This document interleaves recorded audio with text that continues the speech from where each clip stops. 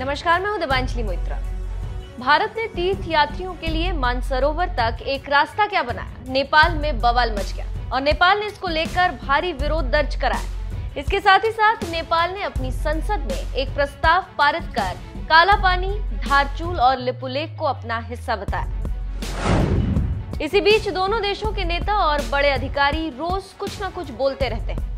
इसी कड़ी में भारत के सेना प्रमुख नरवणे ने 15 मई को एक बयान में कहा था कि काला पानी को लेकर नेपाल किसी और के इशारे पर विरोध कर रहा है। सेना प्रमुख का इशारा चीन की तरफ। इस बयान को लेकर अब नेपाल के उप प्रधानमंत्री और रक्षा मंत्री ईश्वर पोखरेल ने बयान दिया है। नेपाली रक्षा मंत्री ने कहा है कि भारतीय सेना प्रमुख के बयान से नेपाली गोरखाओं की भावनाएं आहत हुई, जो लंबे समय से भारत के लिए बलिदान देते आए हैं।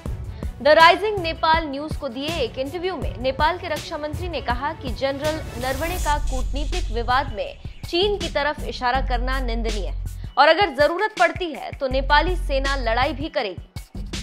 भारतीय सेना प्रमुख का बयान राजनीतिक स्टंट है। पोखरेल ने आगे कहा कि उनकी सेना काठमांडू की जरूरत के हिसाब से एक्शन लेगी। सेना हमारे संविधान और सरकार के दिशा निर्देश के अनुसार सही वक्त आने पर अपनी भूमिका निभाएगी। अगर जरूरत पड़ी तो हम लड़ेंगे। नेपाल का मानना है कि काला पानी मुद्दे का समाधान राजनयिक वार्ता के जरिए ही निकाला जाए।